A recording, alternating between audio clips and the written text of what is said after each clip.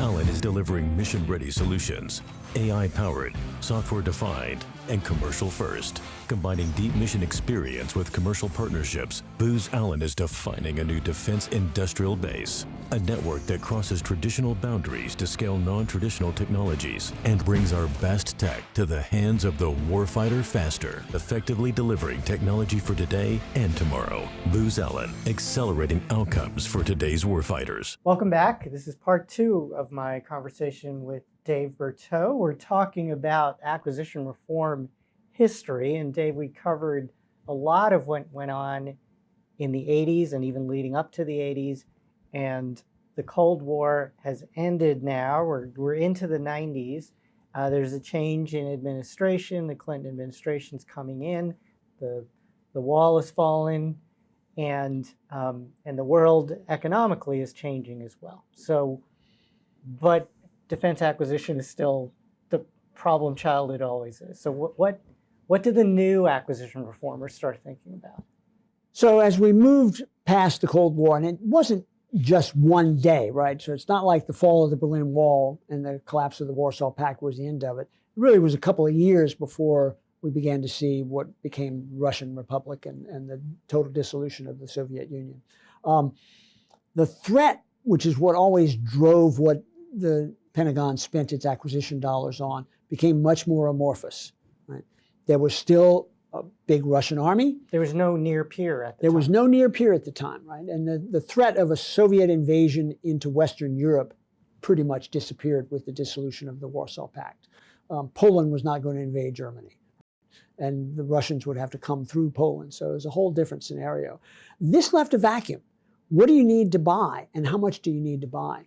And the way in which we had to deal with that was how we're going to keep alive what we need to keep alive, keep buying that which we need to have, but live on the replenishment that we had gotten with the acquisition of aircraft and ships and tanks and weapons through the 1980s up until the end of the Cold War. And a living example of this is nuclear attack submarines. We suddenly had more nuclear attack submarines than we needed. They were already built and deployed and crewed, right, and operating. Because of the Reagan buildup. Because of the Reagan buildup, we were building 3 or 4 a year, and all of a sudden there's no threat out there. I mean, the biggest reason you have a submarine is to counter the other guy's submarines. If the other guy didn't have any submarines, you don't need a lot of submarines. At least was the view at the time. So the questions became not so much how do you produce more submarines and how do you get the latest technology in the submarines, as how do you take a vacation from producing submarines and be able to start up again and still remember how to build a submarine. Still remember how to build a submarine. I spent years on this in 1992, and 91, 92, 93, and still have a couple of books on my shelf of what it is we needed to retain. I don't want to dwell on it too much, but let's just say that we had no idea how to take a 10-year vacation and then start up again. And I think today, really now 25 years after that 10-year vacation ended, we are still struggling to come to grips with how do we produce the submarines, the nuclear attack submarines that we need, and on top of that, replace the ballistic missile submarines as well. The seeds for that problem were planted in the way we stopped producing in the early 1990s. So let's talk about the vacation in a couple of different ways. Right. Tell me about the Last Supper. The Last Supper really, so we had for years already seen an enormous consolidation of defense companies for 2 reasons. Number one is commercial companies didn't like the compliance requirements that they had to do, manage 2 sets of books, essentially, one to comply with all the government regulations, another to be competitive in the commercial market. And as the global economy became more competitive, that level of competition that you needed to maintain your commercial marketplace overrode any desire to be a government contractor. And so a lot of the commercial companies sold off their defense aspects to others. In addition, we weren't buying enough to keep 2 companies in business. I can remember the day where you made more money by coming in second in a competition because you could have higher production costs, higher profit on a lower production line, with so higher per unit cost but lower overall production cost. You actually made more money coming in second. What kind of incentive is that to win a competition, right? And so we weren't buying enough to keep 2 companies in business. Well, if you're not buying enough to keep 2 companies in business, 2 companies are not going to stay in business. When the Pentagon put out its review of competition back in 2022, one of the obvious flaws it had was it ignored the fact that the buyer determines how many companies can stay in business. If you don't buy enough missiles to keep 3 companies, you're not going to have 3 companies. If you don't buy enough to keep 2, you won't have 2. That's what drove the 1990s, is we didn't have enough buying to keep more than one company in business. So the consolidation was already underway.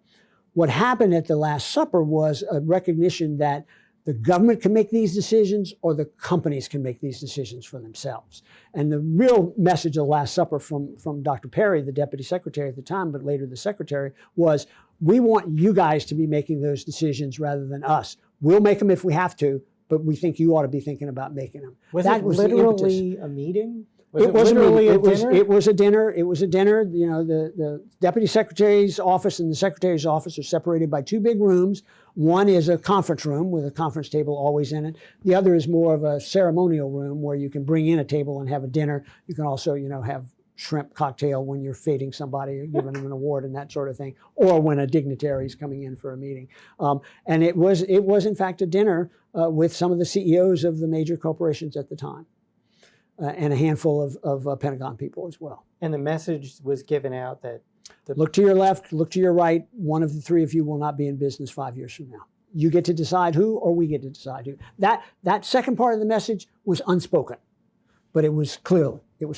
Okay, so the vacation is reducing budgets because of a lack of a peer adversary, a different style of threat.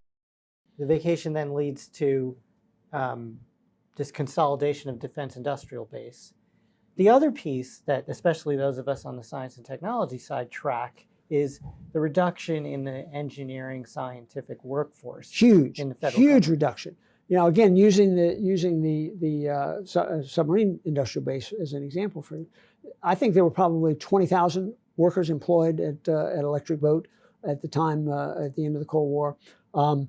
Their view was it would take 7,000 steady state to maintain the capability to start up again, not doing anything, just being there, just learning it. They went down to 1,000 before they bottomed out and came back up. That the absence of the positions meant not only did you lose the capability today, but you lost the track to get the new people going through the educational system, coming in as junior folks, learning how to be senior engineers, design and technology engineers. That replicated itself across much of the defense establishment. Across the board.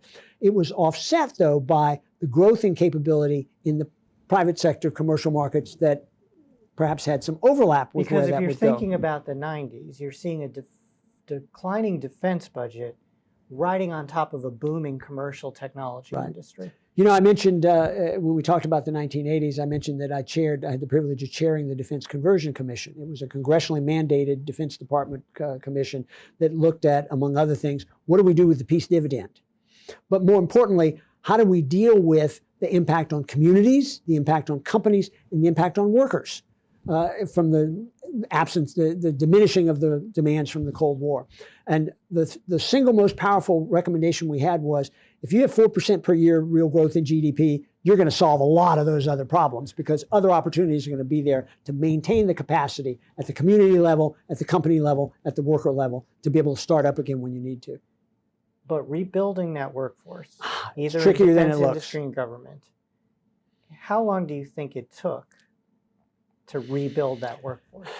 Among other things, one of the real drivers in the 90s was how do we reduce the cost? Because the budget did come down very dramatically and bottomed out at $200-300 billion a year in total cost. We had a much smaller military and a smaller civilian workforce, a lot of movement from there all the time, federal civilians, to there when you need them, contractors. You don't have to pay them when they're not there, and you don't have to pay for a rotation base either coming out of that. So there was a lot of it was focused on cost control. How do we spend less money on the platforms and programs? A lot of programs stayed in the research phase rather than go into production. You just maintain that over time. We even, as you well know, we used R&D dollars to actually build a couple of platforms or programs that never really went into full-scale production or even low-rate initial production. A lot of it was cost control and volume control. That kept some core alive, but not enough to surge. and the absence of the ability to surge didn't matter because there was no threat that would mandate that Nothing we to needed surge for. Nothing to surge for. Not even the post 9/11 world where you really did deploy forces and you had to start bringing technology into combat in ways you hadn't anticipated. But it was not threat driven in the sense that you could do an analysis of what a counterinsurgency IED world would look like. We really had to respond to that in real time as the IED capacity was developed and modified to harm our soldiers and destroy people. And we had to modify that in real time. The whole creation of the Joint IED Defeat Office was based on that. Let's use the technology we have. How can we bring it in? Very different dynamic than here's the requirement. You show me how close you can come to it. We'll invest in the research and then set up the production. But very different. Rebuilding that workust, some people would argue, took decades, and maybe we've never fully recovered. We are nowhere near back where we were. I mean, just look at the point now. To compare 4 Los Angeles class attack submarines with 2 Virginia class attack submarines is very different in terms of both the capability, capacity, even the size of the ships.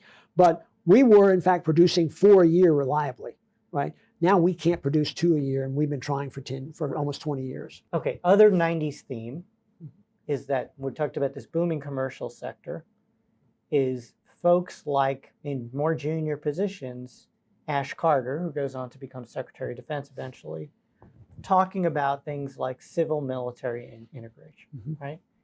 Place like DARPA loses the D in their name temporarily, right, and becomes ARPA. So what was driving this dual-use, commercial-style thought, and how does it manifest itself then in acquisition reform? So the initial driver was, in fact, we can preserve the necessary defense capability by letting that capability and production capacity and research capacity expand into commercial markets. Right? So you expand your marketplace, you can keep the workforce employed, you can keep the production facilities in place, you can keep the supply chains in place because you'll have more customers. It was not very singularly successful. There are not a lot of places. I remember one example, for example, a company whose main job was building the airtight doors for submarines, right? Surely there's a commercial application for this. It turns out there's a lot of commercial applications for it. They're just not willing to pay as much money as it costs to build them to essentially nuclear submarine specs, right? So it didn't pay off. They had the capacity, they had the capability. The market wouldn't bear the cost. Part of the reason the market wouldn't bear the cost is the expansion of global supply chains and the ability of other countries to be able to meet these needs as well. I don't think that was anticipated at the time. It was certainly not in the work that I was doing, the analysis that I was doing. On the DARPA side, DARPA clearly saw that part of their reason for existence would be on focusing on how do you get defense technology and move it into the commercial sector, so that dual-use technology. Over the course of the decade, though, Arun, I think we began to see a situation where the commercial world on its own was developing faster than anything defense was pushing into it, especially in systems and processes and communications technology, computing technology, et cetera. And I don't think we realized that shift was occurring until it was already done. But that does lead to, in the mid-90s, major acquisition reform, where the theme is buy more commercial. Buy more commercial. The FARA and FASA legislation that went through, clear, strong focus on buy commercial. FASA is Federal Acquisition Streamlining Act. And Federal Acquisition Reform Act. So it came after this. First we streamlined, then we reform. I would argue probably ought to do it the other way around, but this is just nomenclature. Mid-90s. And there's very much a focus on buy commercial wherever possible. This is not inconsistent with government practice and policy for decades. You go all the way back to the Eisenhower administration. The Bureau of the Budget Circular A76 said, if the commercial private sector can do it, government should buy it. Don't duplicate it in-house.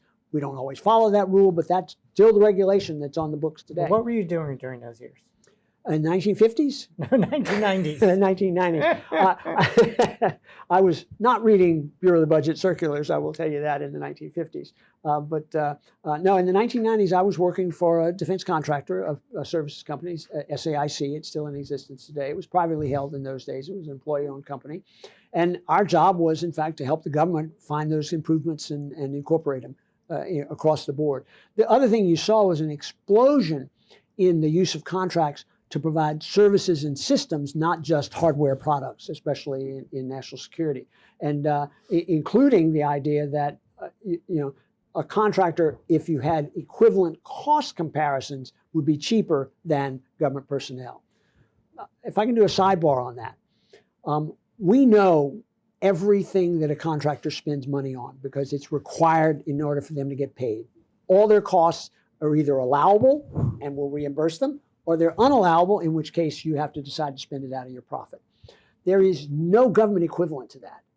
You can tell how much a government person costs based on their salary and maybe your contribution to their health care benefits and their retirement. You have no idea what the overhead cost is or how to allocate those. No, and you don't know. I mean, I receive a government pension.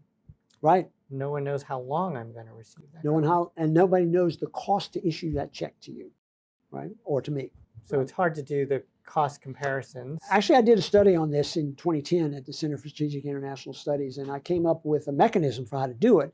The data are not publicly available. You'd really have to charter somebody to go into the government and do it. But you know what the government spends, and you can figure out how to allocate those expenses to the personnel. And if you do that, in most cases, you end up with far more expense on the government side because the overhead is so big. You know, the federal government is about the only major entity on the entire planet that has no capital asset budget, that has no amortization and depreciation, and yet it has the largest capital assets of almost any entity around.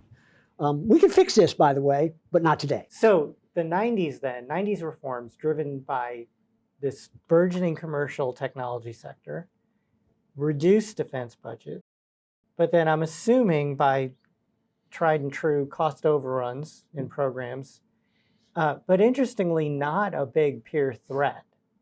No, we were our own enemy in that way. But what comes out the other side are things that are still true today, right? Still in law today. Yes. For example? Well, the Truth in Negotiations Act is a good example to start with. If I'm running a commercial company, I do not need to know every item of cost that goes into each item that I distribute, right?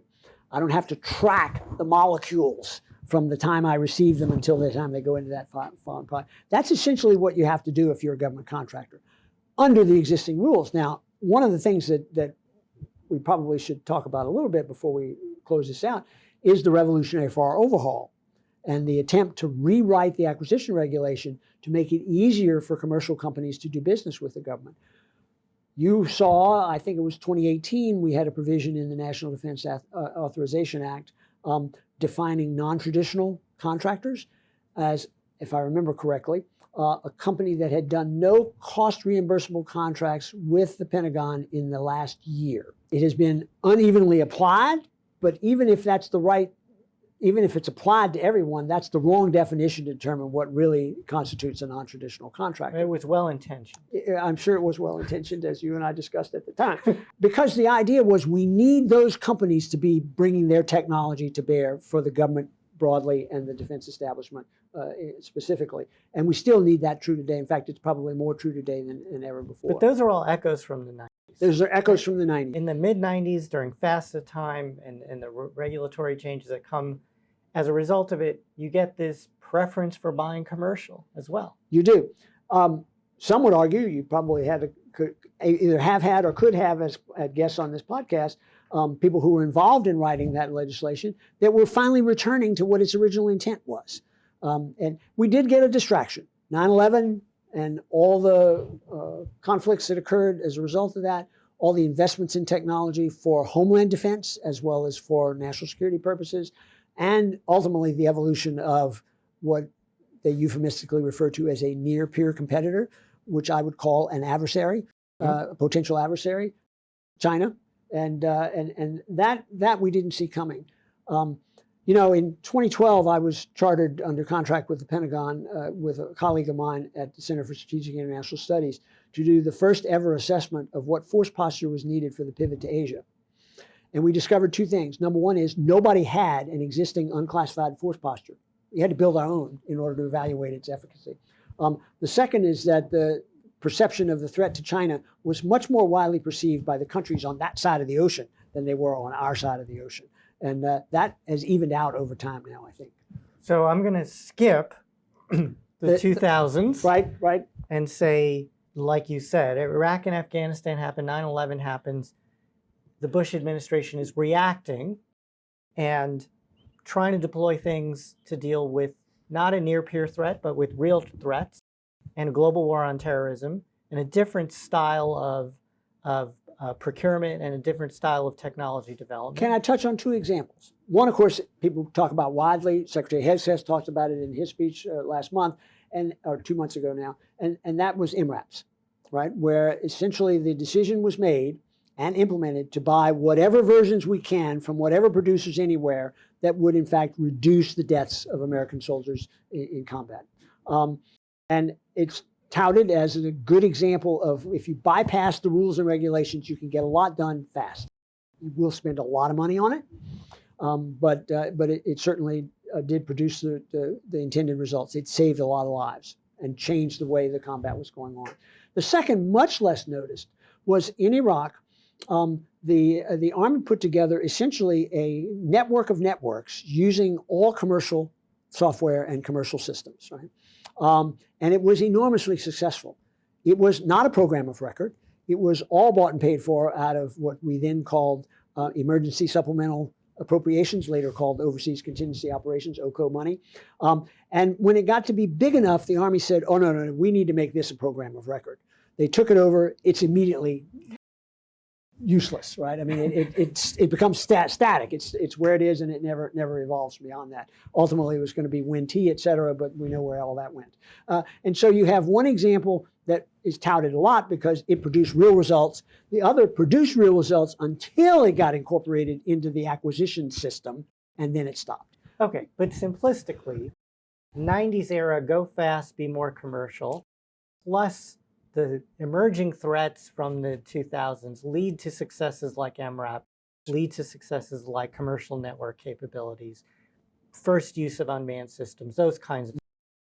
They also lead to cost overruns, a lot of frustration with schedule slips, Nunn-McCurdy breaches where programs just exploded in cost. And that leads to a different style of acquisition reform at the end of the 2000s. It does. And there was another piece it led to, and that is requirements that are static so that the results are obsolete because of changes in technology by the time the systems are delivered. But you had a requirement system that was so difficult to revisit. I mean, I sat in defense acquisition review boards where the program manager would say, I know that I could have a better product, but I'm not willing to go back through the joint requirements process. JSIDs and the JROC will take me 2 years, and I can't afford to lose 2 years. Because even in the 2010s, we're still in Iraq, we're still in Afghanistan, we're still trying to react. We're having bi-weekly warfighter senior integration groups to say, what do those guys need? How do we get it to them? But 2009 brings a Weapons Systems Acquisition Reform Act, which is about as 180 degrees away from Federal Acquisition Streamlining as you can get. Yep. It's a slow down, it's a measure twice, cut once, it's a do systems engineering, measure your tech readiness levels, those kinds of approaches in 2009, all driven by maybe the excesses of the 2000s. Okay, we don't have time to talk about that. I'm going to skip the 2010s also, even though we did lots of clever stuff we thought in the 2010s to reform the system again. So take us to today. Let's talk about what's going on now. Right. And now looking back, there's so many echoes over and over again of pre-80s, 80s, and 90s and 2000s to what's going on now. So what would you say is the same about what the folks are trying to deal with now? And what would you say is different? Yeah, I think it was a commission back in the mid-2000s that first used the phrase big A for acquisition, meaning requirements, budgets and resources and programs, and contracts and acquisitions, procurement. I think we're tackling all three of those together here in the Pentagon reforms that have been laid out and in the legislation windings. Well, I don't really know what the final National Defense Authorization, maybe we'll see it shortly. It might be before this broadcast we'll have seen it, right? And, but I do think that it starts with requirements and is enormously powerful. This is a recommendation actually, but back to the Packard Commission of you need requirements to be determined not separate from, but integrated with the budgeting and programming system. Why have requirements been so hard to reform? So the Packard Commission actually recommended an integrated Joint Requirements Management Board. They took the phrase that the military chiefs were using for their own, what's now the JROC, the Joint Requirement Oversight Council, and said it should be co-led by the vice chairman, who didn't exist before Goldwater Nichols. Packard was prejudging that would come out to be about, and the undersecretary for acquisition. That was set up. Within minutes, the Joint Staff had created a new Joint Requirements Oversight Council to bypass any civilian oversight of that. That maintained itself all the way up until this year. And Secretary Hegseth's determination that it would be done by the vice chairman and the deputy secretary, and it has to be at the deputy secretary level for the Pentagon, because that's the place where budgets and programs and requirements and military and acquisition all come together. It doesn't come together at any lower level than that. If they make that work, it will be the culmination of a recommendation from 40 years ago that still makes sense today. In fact, may make more sense today. Why? Because of the second aspect coming in here. What you now have is commercial capabilities and capacities and systems and processes that the Pentagon could take whole cloth and start using almost immediately. The typical thing that the Pentagon does is say, we like what you've done, but we need to modify it in certain ways so that it meets our requirements, right? You immediately lose speed, price, and technology when you do that, because all three of them will change in the wrong directions, right? Now, are we at a point where that technology coming out of the commercial marketplace, whether it's got another commercial customer or not, is irrelevant for this purpose? Whether it can be used by the military as is, it then becomes the requirement instead of have to go develop a requirement. We're on the cusp of being able to do that. We've been there a couple times before. We've not leaped there. It could be that the combination of threat, because it's real, and China is not going anywhere, and the Middle East and the Russian-European border are still real threats as well, to which we have to respond in different ways. Cost, because we're not going to get, you look at the Pentagon's out-year budgets, and it's essentially flat except for whatever you're going to get out of reconciliation. And we only have 1 year of reconciliation money, so it's not a long-term investment strategy. And speed to incorporate the new technology. If those three forces together can maintain this mentality that says, I'll take the good enough today rather than the exquisite years from now, that could be the sea change that we've been looking for decades. Who would resist that? The military, first of all, because they lose control of their requirements, right? And there is a risk there. We won't have tested it. We won't have developed it according to our specs and our needs. We won't even have validated whether the cost is right. One of the real benefits of competition is if we don't know what something should cost, competition will generally give us a good idea. It'll protect us against not knowing what something should cost. Some of these commercial products, we have no idea what the real cost is. You look at the books and they're making 50% margin on some of these things. And that's the third risk. There is, in fact, a public emotional risk to excess profit, right? Now, we don't know what a system should cost. There's a political risk. There's a political risk. And it's a small p political risk. It's not a partisan political risk. It's a risk of Americans will say they're doing what with my money? Because a taxpayer dollar does have a higher responsibility to be spent in a way that sustains the public benefit as well as the private benefit of the investors. Yeah, when you say it that way, requirements reform is right at that tension between when you're working acquisition, whether you're sitting in the Pentagon or on the Hill, there's two customers. It's a warfighter and a taxpayer. And requirements... The warfighter doesn't really think about the taxpayer. The taxpayer doesn't really think about the warfighter. Right. It's your job and my job to figure out how to make those two come together. And so the requirements reform is sitting right at that connection. I think it's the starting point. If that works, and I'm going to be watching very carefully for the first one to come through that says that. Now, does that automatically turn a non-traditional into a traditional? No, but it gets you a lot closer. Because then the second question is, what are your compliance requirements, right? Under the revolutionary FAR overhaul, which still has to be integrated, you've got all the FAR parts have been rewritten, some have been dropped entirely, but they've not really been integrated into a coherent package. And the Defense Department, not surprisingly, is going slower in issuing its class deviations to implement them because they want the defense supplements to be rewritten at the same time as the FAR is rewritten. logical. Otherwise, you've got two sets of requirements a contracting officer has to comply with. So if we can, in fact, integrate the acquisition regulation to take advantage of that requirements revolution, then you can turn it into contracts and get it turned into deliverables. Then the third piece you watch for is what's in those contracts. Right? I think two of the most significant things in Secretary Hegseth's reforms are, number one, contracting officers work for the programs. This probably works for major platforms.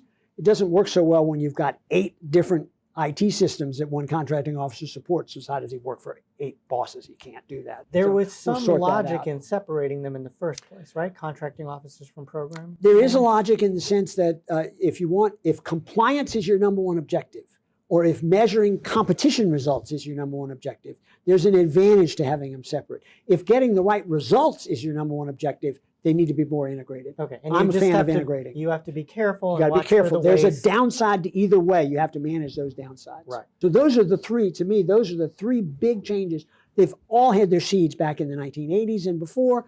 They've all survived the end of history in the 90s. They've survived the counterinsurgency decade of the teens, of the aughts, and they've survived the sequestration decade of the teens. And they're now alive today, and they matter a lot because, in fact, of the threats we face. There's things that are the same and things that are different, right? So we have a near peer, again, like we did in the 80s. And we can't beat them the way we beat the last near peer. Right. And we can't spin them into the ground, and we can't lie to them about what our real capabilities are. So China's playing the role of Soviet Union, though maybe the tactics will be different. China's simultaneously playing the role of Japan. Right. Which Russia could never do. And the Soviets could never do that. We have, again, like the 90s, this burgeoning commercial sector, huge amount of money going in and innovation coming out of that commercial sector. And we have a potentially reduced workforce, both on the industry side and the government side. The financial piece, I think, is worth talking about a little bit. I mentioned in the first segment of this, the Defense Finance and Investment Review that was done that didn't even mention free cash flow or profit as much of it. There was a profit policy piece, but it was more how to limit profit rather than how to encourage profit. One of the hallmarks of the contracting process is the culture inside the government of an anti-contractor bias. We can't trust them, they're greedy, they only care about profit, et cetera. Whereas the reality, in my experience, is once you've worked on both sides, you see that the commonality is stronger than the anti-bias, and that commonality is a commitment to mission. And it's true in the private sector. You see it with NDIA's members every day. You certainly see it with the companies that I know and work with and for, and you see it in the government side. The money aspect of this is evolving differently. In the 1980s, when I came into the Pentagon, in the 1990s, the Last Supper, there was no question but that the heads of those companies could make decisions consistent with that commitment to mission. Today, a CEO who doesn't make decisions commitment to returning the maximum return to the shareholders will not be CEO much longer, right? And so the role of the financial marketplace in the defense industry and in the whole defense business base and the government business base, the business base the government relies on, is fundamentally potentially different there. Money has a goal, and that's to make money, right? I don't know that it cares as much about mission as I do or you do. Right? So how do we balance those out?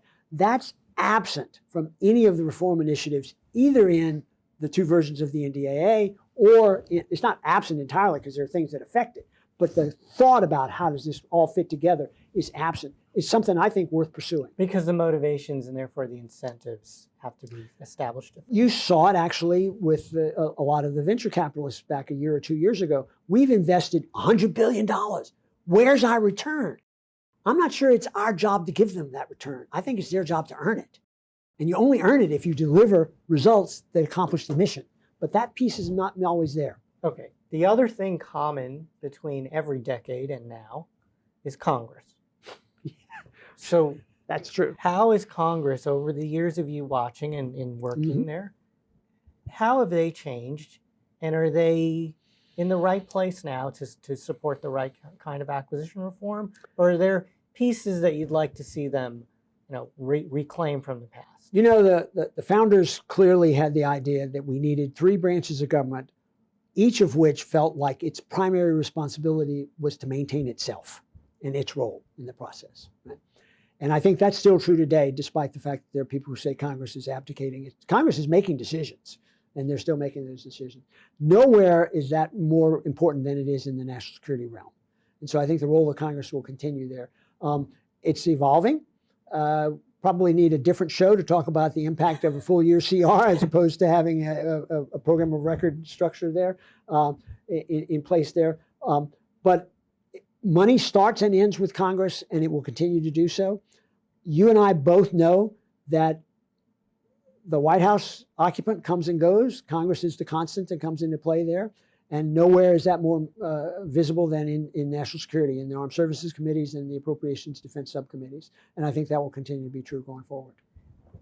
I guess I would say that the individual members are, once again, we're on the uptick in terms of number of them who've worn uniforms. We're on an uptick again in numbers of them who have owned their own businesses, grown their own businesses. Certainly, they're way more technologically savvy than people I work for or people you worked for. And their staff, arguably, has way more access to information than we ever had growing up. Yes. On the Hill. I mean, you were talking about typewriters. I didn't live in that area, but I was issued the first BlackBerries when I was working on the Hill. There was no... And probably felt like throwing it away a number of times. Yes, correct. So there is hope. They have tools. They have tools. It's just a different kind of place. I think that the cycle times are one of the real challenges. It doesn't take China 3 years to go from concept to funding to obligations. And we have to figure a way to make that much faster. There are tools that we can use, that the government can use, that the executive branch can use to make that faster. But those tools are not widespread and not uniform in their approach, and the results are uneven. It's easy to spend money. It's much harder to get the results. For all the reforms that you see now coming out of the department and coming out of the Hill, is there one that you are particularly fond of, that you're cheering for its success? Well, I mentioned two already. One, in fact, is the integration of requirements with resources, and don't have a requirement that you can't fund. The second, and I mentioned the second one, which is the integration of contracting officer responsibilities with program manager responsibilities. I don't know that they need to work for them, but they need to be held accountable for the results. This is hard because the results of a contract is years after the contracting officer has awarded it. It's also years after the program manager who made that decision is gone, right? So oftentimes the guillotine falls on the person who happened to be there when the problem became visible, not on the person who created the problem at the front end. So that's the most important thing, is to focus on that front end responsibility going forward. I think what we need to see, though, is what contract opportunities come out of this new system. Do they actually adhere to the principles established and cited by Secretary Hegseth? Okay, and on the other side, is there anything that's being talked about that's got some momentum where you say, hey, wait a second, let's slow down a little bit? I think the most important element that we bring to global competition with China is our allies and partners. And because they don't have any. They can buy them, but they don't have them. Right? And when you buy them, they're only there as long as you're paying, and the good money's good. And I think that the thing we are pushing, which is less integration with our allies and partners, is a risk. And we need to reestablish that. We're here together and we're in this. Back in 2012, when we did our study of the pivot to Asia, every one of those 30 countries said the same thing to us. Don't make us choose, because China is their biggest business partner, their biggest trading partner. How do we operate in a world where we want them on our side on the defense piece, but they know they have to do business with China? And that's a challenge that I don't think we have a good answer for. That doesn't really respond to your question, but it's the thing that keeps me up at night. The efforts to, on the positive way, grow domestic manufacturing base, but potentially alienating allies at the same time through economic actions. Yeah. You're saying, think twice about this. Think twice. Now, a couple of examples where it's worth. So the recent deal with Australia on rare earths, I think, bodes well for both sides of this. I believe it's Estonia that's actually putting up a rare earth right almost on the Russian border. Right. Let's make sure that that's part of where the NATO structure says we're going to keep these guys protected here. There are opportunities where you can blend the two together. I think we ought to look at those and take maximum advantage of it. All right. Last question, last topic. The most important thing in all of these reforms is the people. Mm-hmm. To dream them up, to execute them, You've played on all sides of this, government side, industry side, think tanker side, on the Hill, everywhere, right? It strikes me that all of these reforms and the amount of information flooding into the system are being fed to a set of people who are arguably better than we were, smarter than we were, learn from our mistakes, incredible access to information. So we're giving them these tools, we're giving them flexibility, but are you worried that the government as a whole, not these individuals, but the government as a whole is smart enough to make use of all these flexibilities? Our government was designed not for speed, not for efficiency and effectiveness, but for balance and longevity. Right? And the elements of our governing structure, the three co-equal branches of government, which are not really, they're really sharing powers rather than dividing responsibilities up, flow down to the individual level. It's hard to see the results of your decisions in real time in a way that gives you the emotional and intellectual reward that motivates you. Why do people come to public service? There's actually a lot of surveys that show this. They come to public service, they come to work for the federal government, they come to work for the Pentagon because they want to make a difference. It turns out the number one reason they leave is they don't think they are. Right? So what you have to do in terms of managing at every level, from the Secretary of Defense and the Chairman of the Joint Chiefs of Staff on down, is to make them see and understand they are making a difference. And that, I think, will help us all more than any other aspect that we So celebrate successes. Celebrate success. How often do you have a hearing on a success story? How often do you have a front page headline on a success story? Let's get those successes out there. That's key. That's why this podcast is critical. You can do 100 of them on success stories. And if you were talking to someone who was your age when you started to get into this business, but they have the benefit of being that age in this environment, 2025, what do you wish you had heard? I'll tell you what I told my grad. Now, I haven't taught a grad school class in 10 years or 11 years because I had to give it up when I went back to the Pentagon, and I haven't had time to restart it again. But this is what I would tell my graduate students. Right? You can make a difference. I did make a difference. Here's the ways in which it can happen. You don't have to be the president. You don't have to be the Secretary of Defense. You don't have to be the chairman of the Armed Services Committee to make a difference. We can all make a difference. You have to live for those differences. You also have to do something that I learned when I taught fifth grade.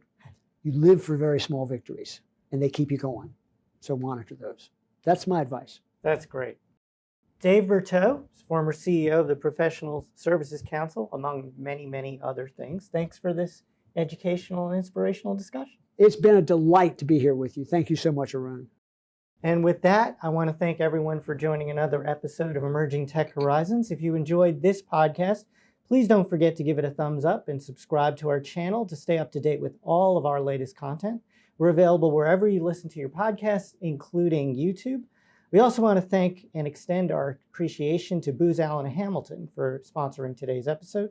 We encourage you to please visit ETI's website to sign up for our mailing list and register for our various webinars, events, and educational offerings, including our monthly Tech 101 series. A special thank you to Melanie Yu and Daniel Park for producing this episode. Thanks so much for tuning into Emerging Tech Horizons.